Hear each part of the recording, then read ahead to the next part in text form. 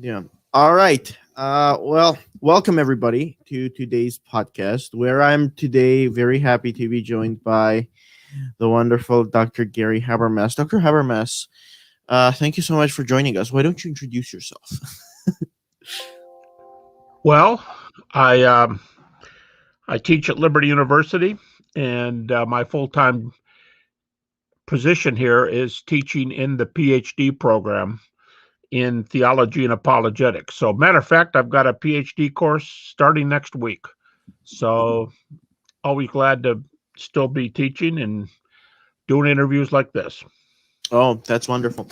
So, Dr. Habermas, you've devoted your life studying the New Testament as not just a theological work. You've also devoted to studying it as a historical work. Recently, there has been renewed interest in the New Testament. People have been pursuing it. What are your thoughts on some general and important issues like the synoptic problem, dating of the Pauline epistles? Where do you stand on those issues? Well, my stance is more methodological than it is theoretical, because in my let's put it this way: my apologetics trumps what I would do in some of those New Testament questions you're talking about. Because the method I use in apologetics, I call the minimal facts method, and I use data which critical scholars are going to allow from the get-go. And now, because they allow it, that doesn't make it true. They allow it because these things are evidenced well. But because I deal with those situations, I'll mostly concentrate on what the critical scholars call the 7 authentic Pauline epistles. That's Romans, 1st and 2nd Corinthians, Galatians, then Philippians, 1st Thessalonians, and Philemon. I do very little in Philemon. So that leaves about 6 that I do most of the work in. New Testament, on the Gospels, I kind of, we have to play around with things like authorship and reliability and things like that. But most of the time, most critics today go after Paul's epistles, and that's usually my starting point too. Okay, good, wonderful. So, Dr. Habermas, you have defended the resurrection of Jesus as a historical fact. Yes. A lot of people object to that. They are opposed to, introducing miracles as part of history. They are skeptical of the method. Tell me, why do you think that skepticism is unwarranted in this case, or perhaps warranted? Well, we could go either way there, but unwarranted because I think the critics are going to grant the central data that I use. They're going to grant it. So if they're going to grant it, they have to tell me why the resurrection appearances didn't happen. And in order to tell me why the resurrection appearances didn't happen, I don't care which direction they go, but they're either going to have to come up with an alternative theory or say that faith isn't based on history, or they don't care where it goes, or they don't know where it goes. They just don't believe it. They have to come up with some reason. If I am using their data and they don't like it, my conclusion, they're going to have to tell me why they don't like it. I see. Okay, so now this is the one where we have to address a little bit. Now, it's going to be slightly controversial, but that's why we have you here. I'm joking. Okay. So, so there's a historian, Dr. Richard Carrier, who's a very talented individual, right? Who has resurrected the view that Jesus did not exist historically. Well, at least it's more likely that he did not exist. And he introduces various interpretations, such as, for example, the idea that in the authentic Pauline epistles, Jesus is referred to as a cosmic figure, that the Gospels simply historicize a myth. What's your take as a historian? Now, of course, as a theologian and an apologist, you would object to that. But as a historian, do you think these are just bad arguments? To be frank, I think they're bad arguments. I mean, Richard's a sharp guy. I've dialogued with him one time. He's a sharp guy for sure. He's got a good PhD from a good school in an important area. But some of the rationale for those, let's put it this way. If you're going to allow the data but you're not going to allow the conclusion from the data. It seems to me, if you've put the best data on hold because Habermas and others want to use it, you've got to use less than the best data to explain it, because you have to have an alternative approach. And he has a lot of alternative things to say, which are fine. But if the conclusion from the data seemed to be that Jesus is raised from the dead, seems to me right from the get-go, you're between a rock and a hard place, because you have to start. Okay. Just a quick correction there. Sure. We're not asking about resurrection, but about the historical existence of Jesus. Oh, historical existence, sure. Yeah. Same difference.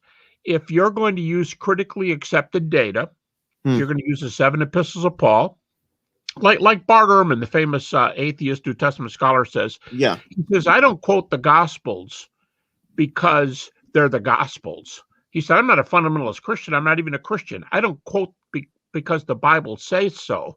He says, I only quote verses from the Gospels that are well attested. And if I stick to well attested material, someone's going to have to tell me why there's a better conclusion from that well attested material than the stuff that we both agree on. We both agree on the material, the basic material in general. Tell me why you're making this in run, and I think I'm making a direct result through it. By the way, the reason I think that the general approach that I'm taking is better than the approach that the mythologists are taking is because I would guess that the majority of critical scholars today, the majority, over 50%, believe that whatever you define the resurrection as, it's something that happened to Jesus.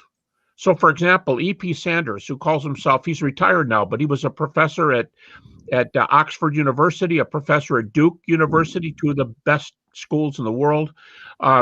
E.P. Sanders calls himself a liberal, and he says that the majority, this is E.P. Sanders, the majority of critical scholars today think the disciples saw Jesus.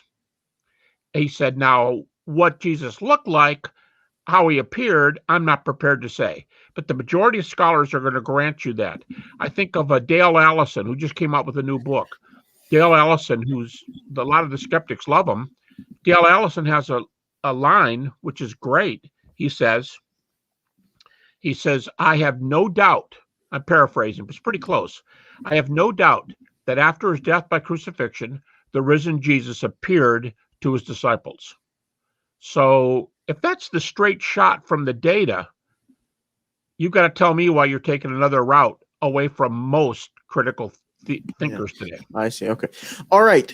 So before we dive in, I want you to kind of react to this, I guess, quite well followed ex-Christian popular speaker. He goes by Pine Creek. His name is Doug. He's not a bad person, but he has this parody argument where he says, okay, if there was a written account of my ancestor flying over the Grand Canyon and there was attestation, well, would you believe it? That's sort of parody argument. Now, I wanted to concentrate on it because a lot of people make parody arguments against the resurrection, like this fellow, Pine Creek. What's your reaction to those kinds of parodies? I would compare the parody to the, now we're talking resurrection now? Yeah. We're still talking about we're talking about resurrection. Okay. If he's going to do these parodies, and others do it too, Richard Carey and others do it. Yeah. If they're going to do parodies, I want to compare the parody to the resurrection accounts based on the material that critics admit. And I want to know, where are the similarities and where are the differences? If you tell me somebody in your family flew over the Grand Canyon and you saw them, I don't think that's anywhere near analogous to the resurrection appearances.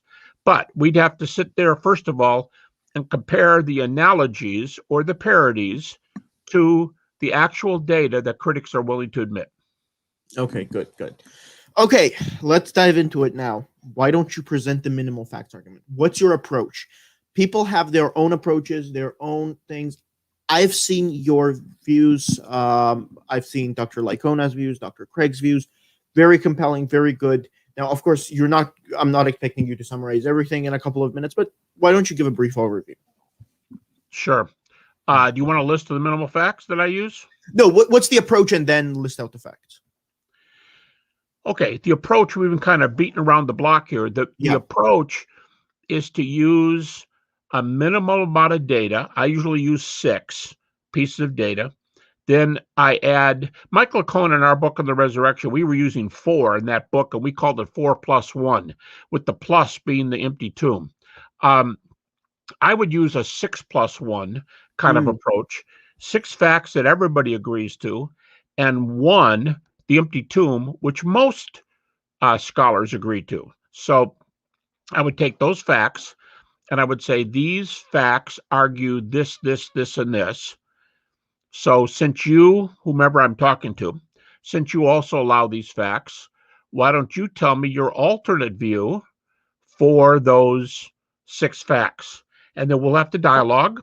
And if this is out in public or some other setting, the crowd is going to have to come up with their own explanation of who's better. See, if I have the same 6 facts as the guy I'm talking to, that's pretty much going to be the case. Richard Carrier, for example, said in one of his books, I have a longer list than my 6. I have a longer list of 12 from which I draw the 6 minimal facts. Richard Carrier said in one of his books that he's okay with all 6 of my facts except for the empty tomb. So he's given me 11 out of 12. And by the way, since the empty tomb is not one of my 6, he's granted all of my 6 points of data. Now, he's going to point out real quickly, just because he believes those 6 facts doesn't mean he agrees with my conclusion, and that's 100% true. Anybody's free to have their own interpretation / conclusion, but we're going to have to talk, and people are going to have to decide who's making better sense of those 6 facts that on which both of us agree. Okay. Oh, sorry, I didn't mean to. I just wanted to ask. So specifically, now, of course, Dr. Lacona has approached. First question that always raises: why does it have to be minimal facts? Why not the maximal facts argument? And secondly, what are the specific 6 facts that you like? Okay. Well, first question. Yeah. Why don't guys like Bill Craig, Mike Lacona, and I use all the facts, instead of the quote unquote minimal facts? First of all, Mike is a great guy to use here as an example, because Mike's latest work for the last few years is more in the area of all the facts. Mike he still lectures widely on the resurrection. He's very good on it, but he's moved to questions of reliability, like his Oxford book, Why Are There Differences in the Gospels? He's moving to a larger amount of data now.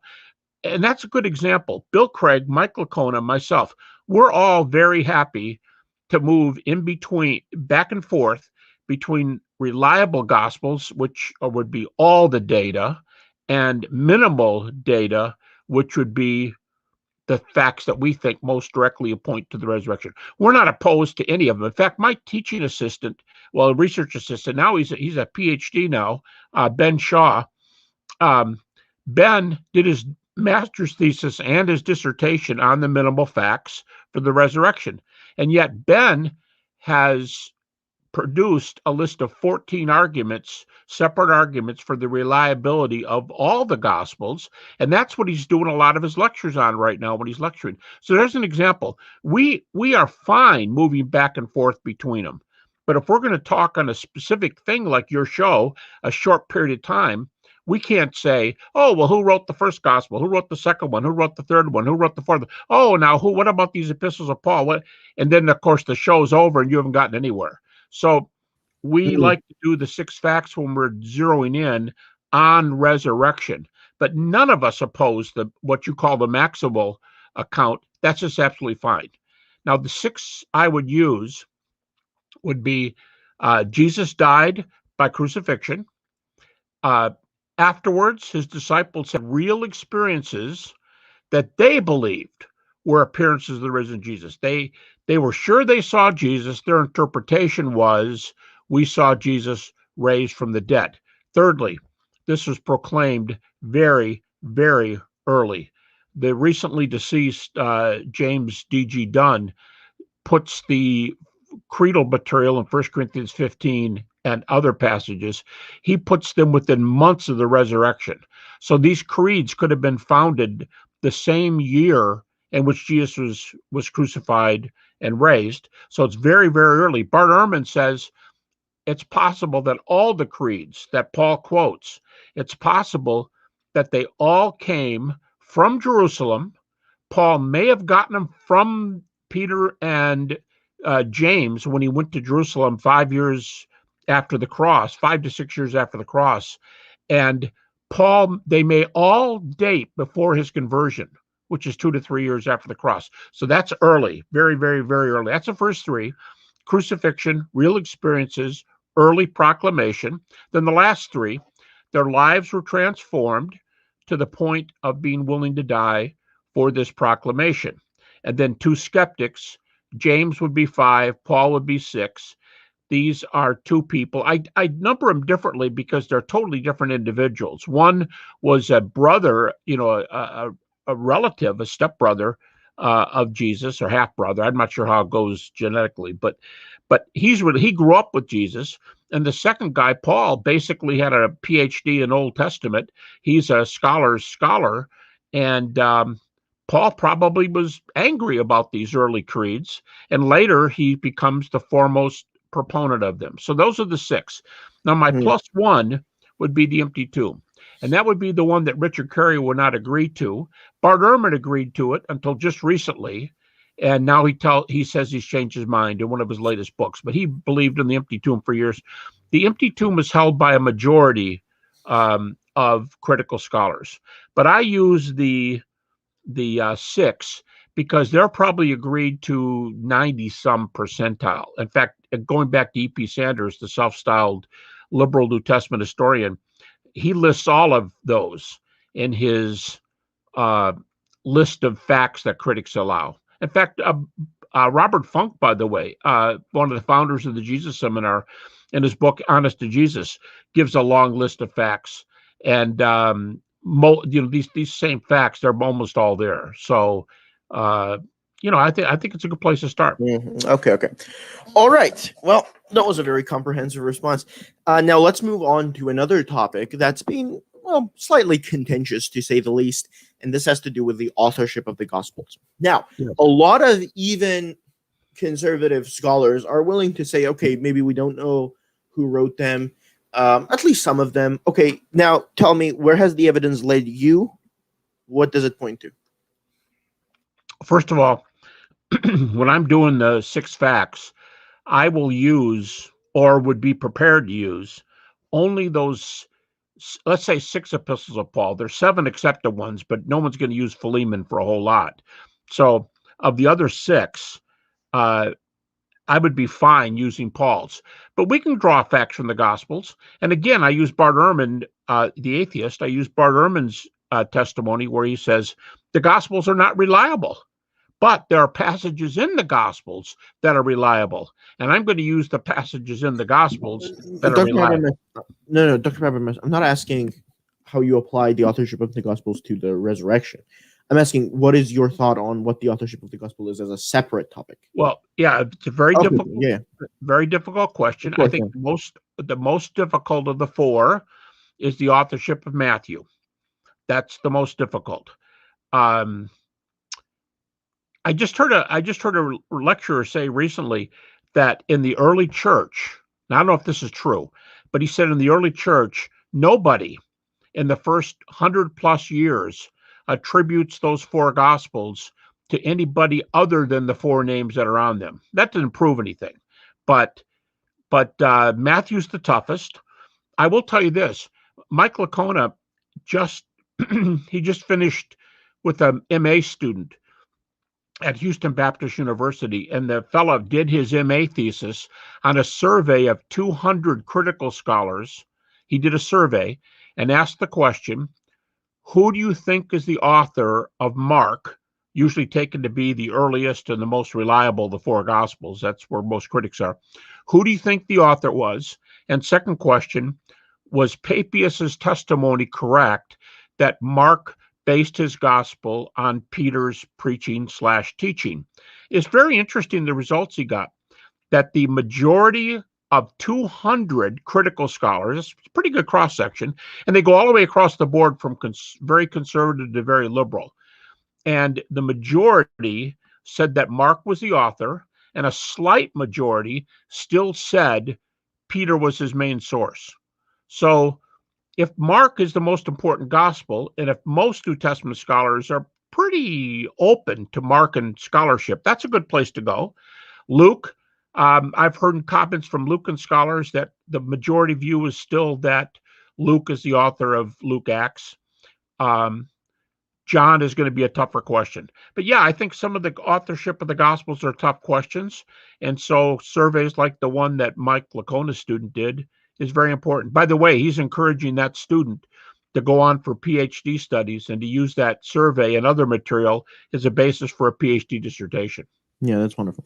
Okay, now let's get to some of the viewer questions. First up, Martin Ferret asks, isn't it possible the apostles could have prepared their story and mission plan ahead of time? That may explain how the creeds got going so early. What's your take on this, Gary? May I call you Gary, by the way, Dr. Habermas? Sure, that's fine. Okay, sorry. Okay, now, I don't know, you probably can't speak for Martin, but so is this going to be a kind of thesis that the disciples made this up, pretty much spun the story, and then arranged the data like the creeds to support their story? In other words, it was a plot thesis. Is that correct? Yeah, that's what Martin is asking. Okay. I would say you're going to get almost no critical scholars. Now, when I say critical scholars, I'm talking about people who have terminal degrees in New Testament or a reliable subarea like theology, classics, archaeology, history. If you presented that to the big name New Testament scholars, let's say a Dale Anderson, let's say an E.P. Sanders, let's take Bauckham, you could take some critics, you could say John Dominic Crossan. I think they're all going to say that that's a joke. It's a joke because the minute you implicate the disciples, you do not explain the following things. Why were they willing to leave their families and be gone for long periods of time, for years? Why were they not appearing to make much, if any, money at this? Paul says over and over again that I kept doing my job of tent making while I was speaking, because I think he didn't get money to support himself. He didn't get enough to support himself full time, so he had to work his own job. Why would you leave your business, fishing, tax collecting? Why would you leave your business, be gone from your family, travel, put yourself in jeopardy? And we can't prove all the disciples died as martyrs. That's a joke. You can't prove that. But the big four, Paul, James, the brother of Jesus, Peter, and John, the first three, because they're the ones that met in Galatians 1 in Jerusalem, Paul, James, and Peter. We have first century dates for the martyrdom of all three of them. So if the three leaders of your group, according to first century sources, died for their faith, this conspiracy theory is a really bad gamble. You lose your family, you lose your job, you lose your income. You got to do another job on the side to make any money. You're running from the authorities. You're in danger of your life. You're willing to die. Now, some people stop me and they go, how do you know they're willing to die? You can't read minds. And I'll say, no, I'm not reading minds. I'm reading their feet. When you go back into a city for the second or third time that you've been beat up in, or run out of town, or in Paul's case at Lystra, stoned and left for dead, if you're going to go back to cities like that where you've been in a lot of trouble, then you believe your message is good for the people. That's not the message of conspiratorial idiots who need to have a living, don't make any money, don't get any influence. I just don't see that on all those levels. How about the evidence for the empty tomb? You could say, well, this fella could say, well, they plotted that, and they may put that into the theory, but I just don't see that this can get to first base. You can't implicate the ones who are doing it with the same ones that did the conspiracy. Let me give you an example. The disciple stole the body is a conspiratorial disciple theory.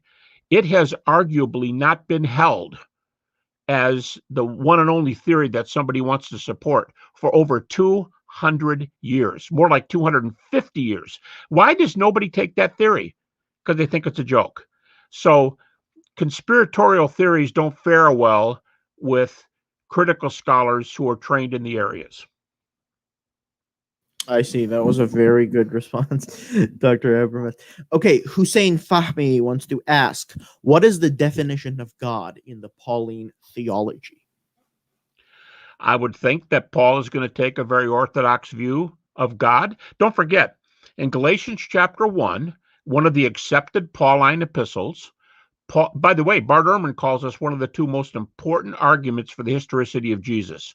Paul goes up to Jerusalem just 5 years after the crucifixion, maybe 6, 5 to 6 years after the crucifixion. This can be dated, and I can tell you how to get that date if you want. Paul goes to Jerusalem, and he spends 2 weeks with Peter and James, the brother of Jesus. And they talk about the gospel he was presenting. He goes back in Galatians 2.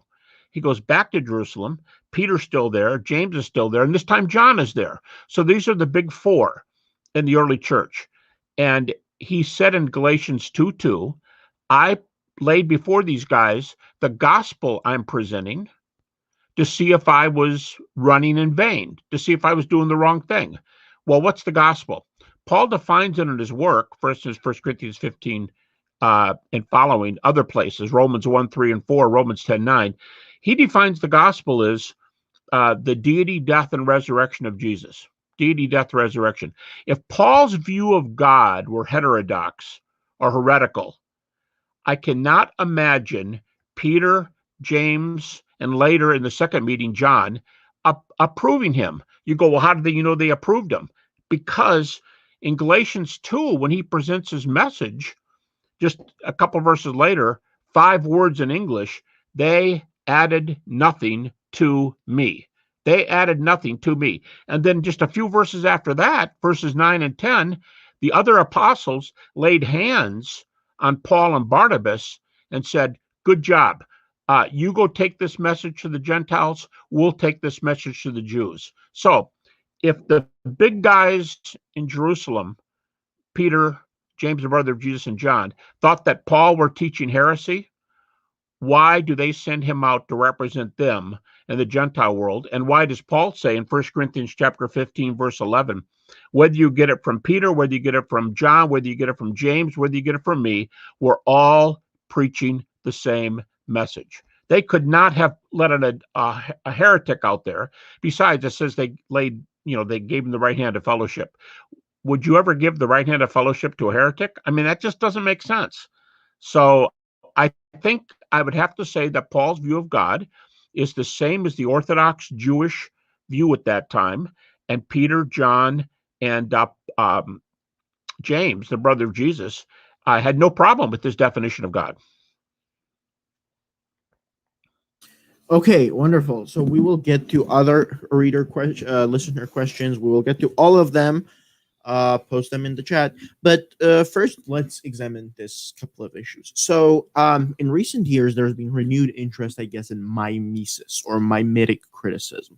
And the views range from conspiracy theory to some of them even accepted in the mainstream. And these are the views that the Gospels contain perhaps even allusions or reworkings of ancient stories. Like, for example, the famous Dennis MacDonald, who I'm very glad to say was our guest and who is a wonderful person all around, had a influential book release that argues that the Gospels, specifically the synoptic ones at least, borrow heavily from Odyssey. And the death of Jesus perhaps mirrors the death of Hector and Mark and death of Socrates and Luke. And there's a renewed interest in all of these. I've heard certain people make the claim that there are Platonic elements. What do you think about these? Do you think that these are legitimate fields of study? Do you think they undermine the tradition? What's your take? I think they're legitimate fields of study. I think that they would undermine their tradition if they were true. I don't think he's gotten very far bringing the New Testament community along with him. Um, when you're talking privately with some of the big name critics, some of whom would not even say they're Christians, um, they will often tell you that they think stories like that don't make any sense. Now, let me go back to one of the famous ones to say that I guess an extension would be that the appearance stories, the resurrection appearance stories, would be taken from other myths in the ancient world. Well, I just finished. I'm doing a huge resurrection work, and I just spent 150 pages on those theories. And the vast majority of scholars don't see that kind of background behind any kind of New Testament. In fact, as a matter of fact, Bart Ehrman, in his book, Did Jesus Exist? He spends 20 pages saying that the dying and rising in God's portion of background is a total joke. In fact, I mean, he really goes off on it. And he cites several major scholars, one Zachary Smith, one Mark Smith. There are others, but almost none today. A guy named Mettinger, a Scandinavian scholar, holds the view that there are a couple of pre-Christian stories. However, Mettinger says they had no influence on the resurrection, and he acknowledges that he's only one of 2 or 3 scholars in the world who take this view. So I think we're not measuring popularity. Popularity does not determine whether a view is right or wrong. But what I'm saying is, if you, as a skeptic, bring up a theory and you can't bring along more than a handful of people in your own camp, it doesn't make it false that you're in the minority. Minorities turn out to be right sometimes. But if you can't bring along the scholars in your own camp, doesn't that show that the critical scholars, many of whom are not Christians, doesn't that show that they think the theory is wanting? In other words, they don't follow you because they don't think the facts follow you. Yeah, that's an interesting take. Okay, let's see. All right, so there's a couple of objections from people who feel that the historian shouldn't really deal with any kind of miracles, that it's beyond the bounds of a historian, that miracles should be perhaps up to the philosopher or a theologian, or maybe even scientist, but definitely not a historian, because historians cannot deal with anything outside of the natural world. What do you think about that? Let me ask you a question first. What do you think is behind a view that says historians can do this, but they can't do that? What would that tell you about those historians' positions? Because other historians think you can investigate the resurrection of Jesus. I can give you a list of historians, especially New Testament historians, who think that you can investigate the resurrection, or who would take a very positive stand for resurrection, like E.P. Sanders, James D.G. Dunn, on and on. What do you think the group that says historians can't do resurrection, what do you think they're revealing about themselves? Yeah, I guess there is some secular bias Or presuppositions. Okay, now they're going to say to me with fair comeback, okay, Habermas, you teach at a conservative Christian school. Do you have bias? And I would say I do. And I would say I do because I'm prone to certain. I wasn't always prone to this view. I spent a lot of years debating Christians, and it's a long story, but I spent a lot of time doubting. And after my PhD, a lot of people, when they say, oh, I used to be an atheist, and you go, well, how young were you? And I was just 15, and then I was converted. You go, well, that doesn't count if you're 15. Okay. I came very close to becoming a Buddhist after I finished my PhD. So I was an adult, and I was trained in the field. So I have not always taken this view, but they'd be fair if they wanted to come back and say, but you're conservative, so you're going to have a conservative response. And I'm going to say, well, you're liberal, so you're going to have a liberal response. Okay, good. That's good name calling. Now, where do we go from here? And we're right back to where the show started. We're right back to the data. What do the data say? Why do you take your view, and why do I take my view, and who has the better view? Because you're not going to solve it by saying historians can't do miracles when there's historians on both sides. By the way, a very well-known skeptical journal in history, a skeptical historical journal, did several issues a number of years ago. After it was in the early 2000s, and they did several issues on that question: can historians study miraculous claims? And it was very interesting. But there were a number of historians on both sides. You could follow the debate in the journal. But what I mean is, you can't just say, "Well, historians say." No, they don't. Well, no, they don't think you can do miracles. That's not true. And besides, who says it's a miracle? What if we excise the miracle question from it? What a miracle would be, according to David Hume, the very famous skeptic, a miracle by definition would be an act of God. What if we remove God and just ask this question? Is this history? Two questions. Jesus of Nazareth died by crucifixion at the hands of the Roman soldiers about 30 AD. Can that be investigated historically? I don't think anybody, I mean, almost nobody would disagree with that. Bart Ehrman gives 15 independent sources for the crucifixion of Jesus within the first 100 years after the crucifixion. Okay, second question. After that man was dead and buried and had already been decomposing for, X amount of time, if you're not a believer, did his disciples see him walking around and talking after the fact? Is that an historical question? I saw Jesus. Is that an historical question?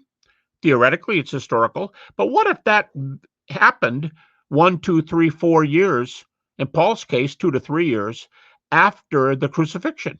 Are those historical questions? See, what a lot of these guys are objecting to is they'll say, here's what they mean. Historians can't investigate miracles. That's what they mean. Or let's break that down. Historians cannot investigate acts of God. What would be an act of God by definition? No. Okay, if that's your view, and I come close to that view, by the way, but if that's your view, can historians decide if Jesus died by crucifixion? It's almost unanimous among critical scholars, Christians and non-Christians in the related fields. And is there data that his disciples saw him later? And again, I go back to E.P. Sanders, who said the majority, almost all scholars, he said it's a fact starting point, that the majority of scholars, the large majority, are going to say that Jesus appeared to disciples in some form. Now, are those two historical questions? Now I think we're making some progress. I would remove the miracle out of the question, and I would call it a purported miracle. But is the crucifixion true? And did people claim to see him later? Those are historical questions. Okay, wonderful. All right, let's go back slightly to the reader questions. Okay, so first, Martin Ferret, who asked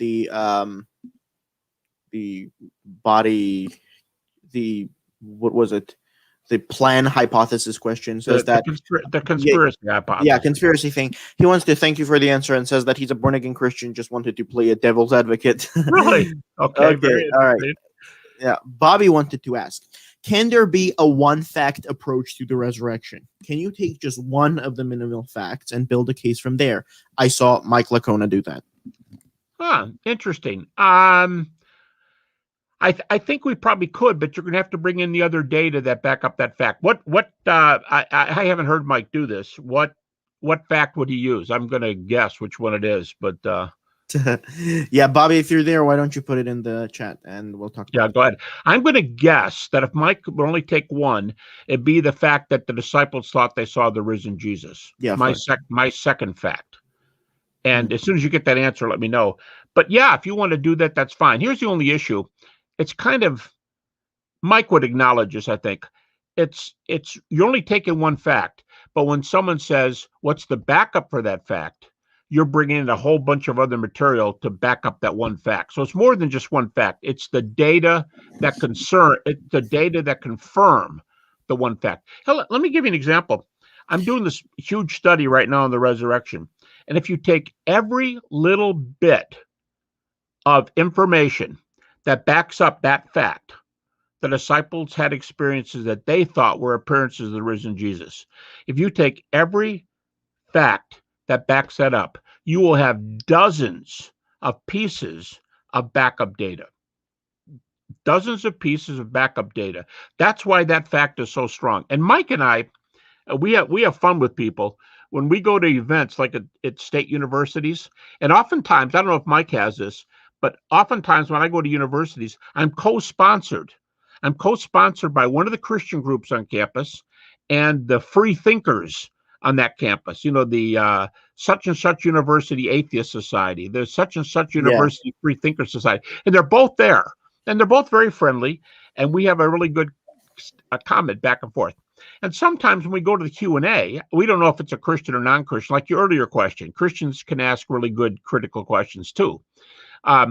We don't know who we're talking to, but a guy comes to the microphone, let's say, and he says, what do you do with the fact that there's dozens of discrepancies in the four Gospels?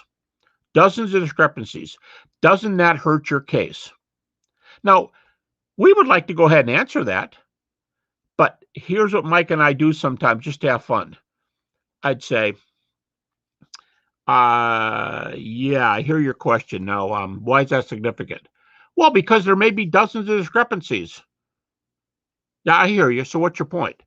Well, dozens of places where your book contradicts. Yeah, I get you. But where are you going with that?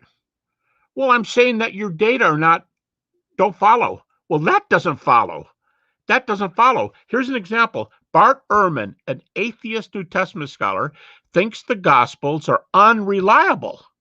The Gospels are unreliable.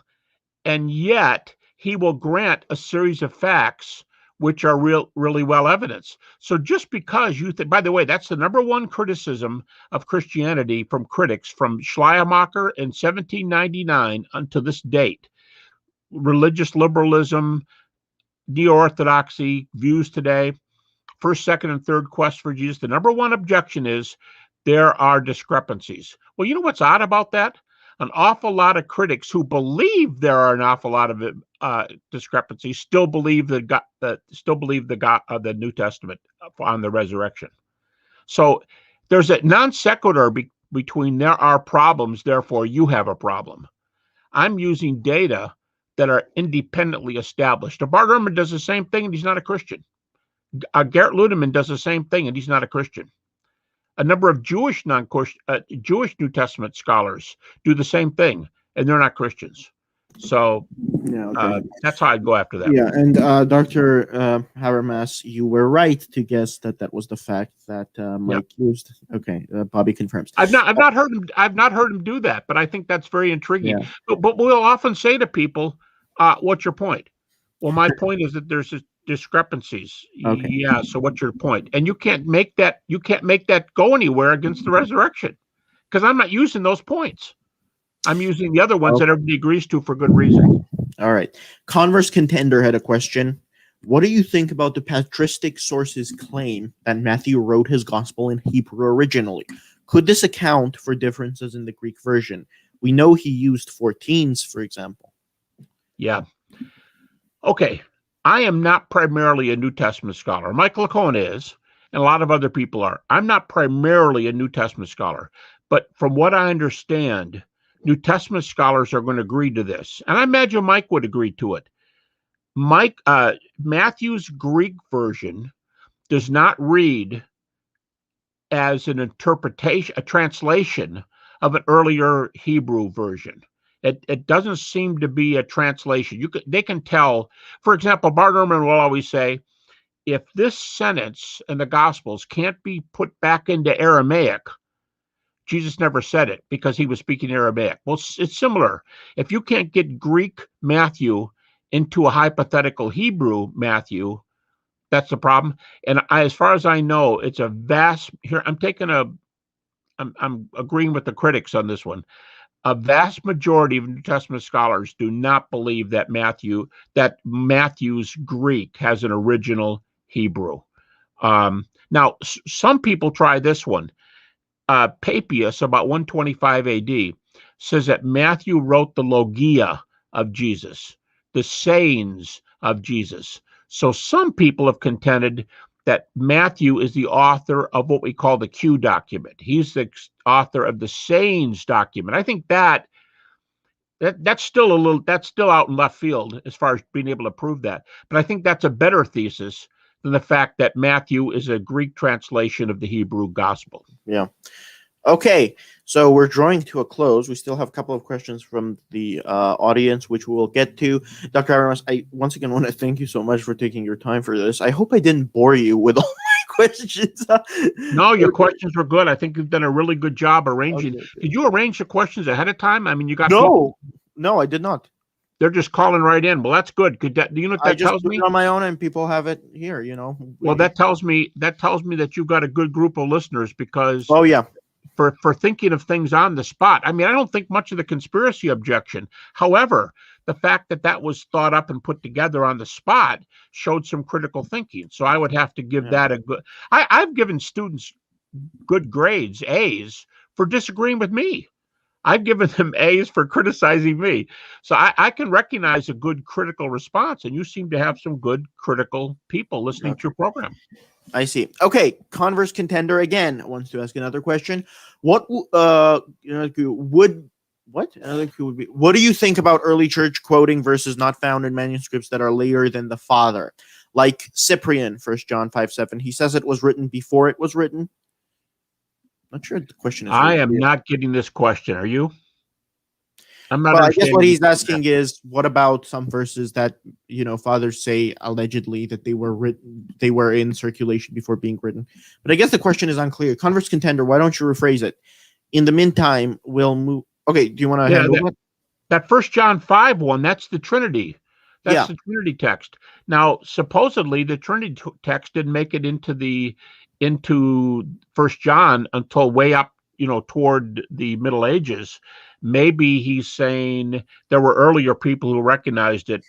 Now I get the question. Okay, he's asking that the Johannine manuscripts are later than the church fathers that thought that this was the original version. Okay, that's what he's asking. That John is later, the Johannine manuscripts we have for John. So basically what he's asking is, what do you think about 1 John 5:7? Could it have been original? I can't see how it would be. Okay. I also, right now, I understand there's some work being done to argue for the last 12 verses of the Gospel of Mark, but that's another one. I can't see the last 12 verses of Mark being authentic either. Okay, good. All right. So, in closing, why don't we discuss, Bobby actually wanted to bring this up, but I wanted to bring this up to you. Your new book, why don't we discuss it? What's in it? What should we expect? I see the question there. What is risen indeed? I think I may know what they're talking about in November. Okay. Yeah. This is gonna really get people. Lexham Press decided to publish my dissertation from 1976. Now, like they said, a lot of water's gone under the bridge on the resurrection since 1976. So why would anybody want to publish my 1976 dissertation? So what Lexham said to me was, could you do a 40-ish page update on where we are in the resurrection from 1976 to the present? What's happened in the last 50 years? And so I wrote this essay on what's happened since 76, and that's my dissertation. So that's simply my dissertation. The only thing that's new there is about a 35-page introductory essay.